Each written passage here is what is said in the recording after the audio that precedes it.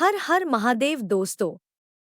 श्राद्ध पक्ष पर यहाँ कथा अधिक क्षेत्रों में सुनाई जाती है। इस कहानी को सुने बिना पितृपक्ष का पुण्य नहीं मिलता।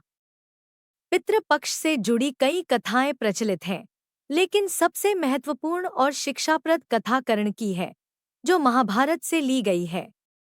यह कथा न केवल पितृपक्ष के महत्व को समझाती है, बल्कि यह भी सिखाती है कि जीवन में दान और पुण्य के साथ साथ अपने पूर्वजों का सम्मान और उनकी आत्मा की शांति के लिए भी कर्म करना आवश्यक है।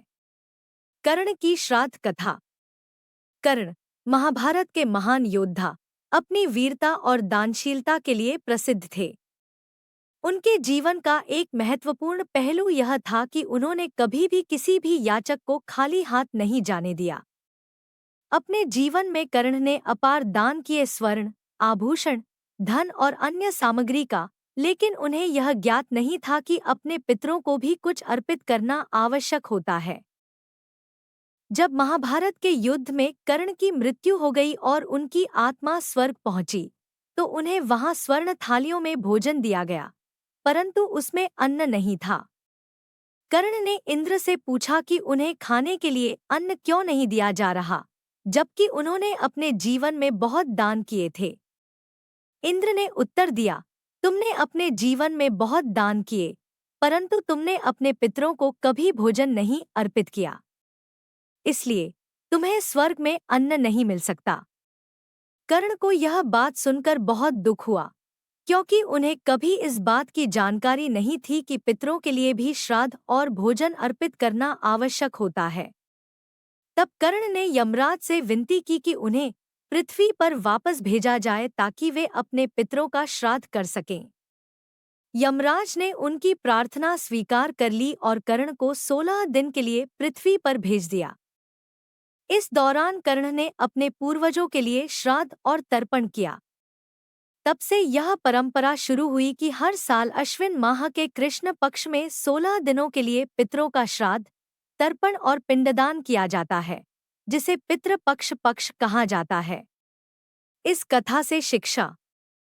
इस कथा से यह सीख मिलती है कि चाहे हम जीवन में कितने भी अच्छे कर्म और दान करें, लेकिन यदि हम अपने पूर्वजों का सम्मान नहीं करते और उनकी आत्मा की शांति के लिए श्राद्ध नहीं करते, तो हमें पूर्ण रूप से पुण्य का लाभ नहीं मिल सकता।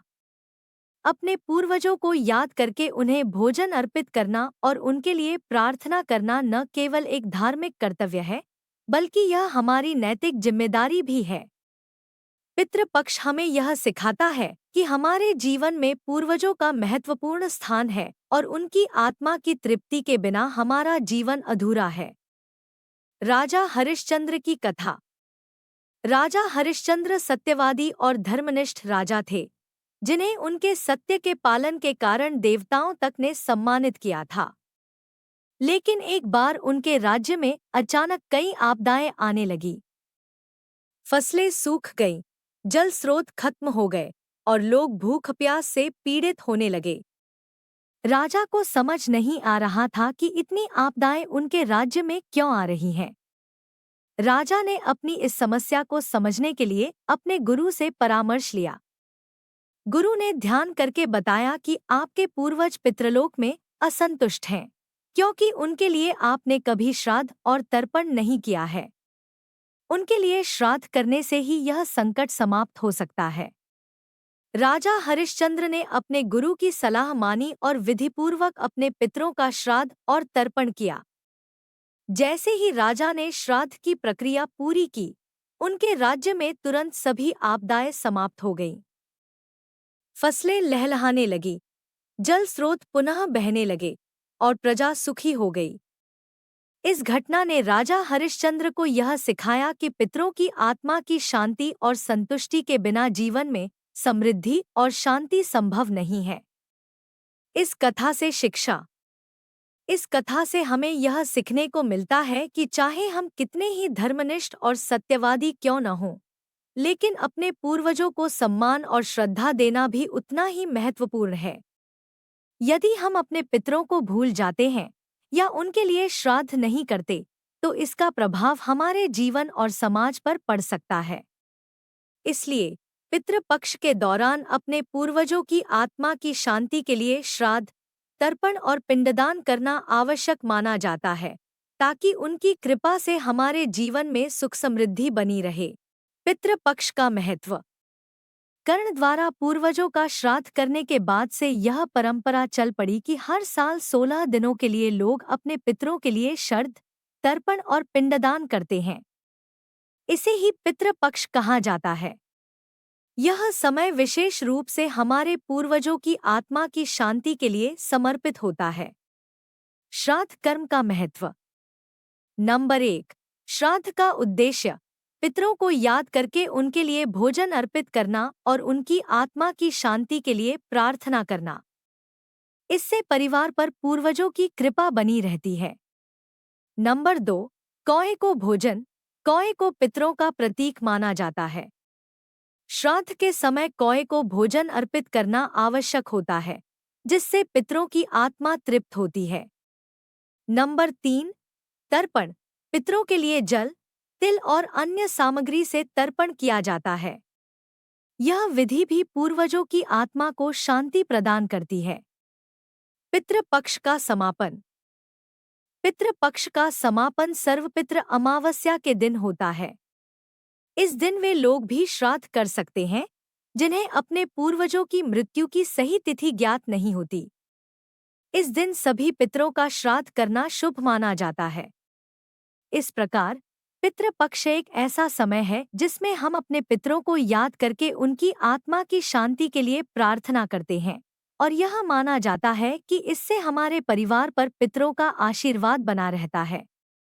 पितृपक्ष से जुड़ी एक और कथा है जो महाभारत से अलग है, और यह पितरों को समर्पित एक और रोचक दृष्टांत बताती है। यह कथा राजा भागीरथ से जुड़ी हुई है, जिन्होंने गंगा नदी को धरती पर लाने का प्रयास किया था। राजा भागीरथ और गंगा की कथा। प्राचीन समय में इक्ष्वाकु वंश के राजा सगर के 60,000 पुत्र थे। राजा सगर ने अश्वमेध यज्ञ किया, जिसमें यज्ञ का घोड़ा पूरे संसार में भ्रमण करता था, और जिस स्थान पर उसे रोका जाता वहां युद्ध होता था। जब राजा सगर ने यह यज्ञ किया तो उनका यज्ञ का घोड़ा भगवान इंद्र द्वारा चुरा लिया गया और कपिल मुनि के आश्रम में बांध दिया गया।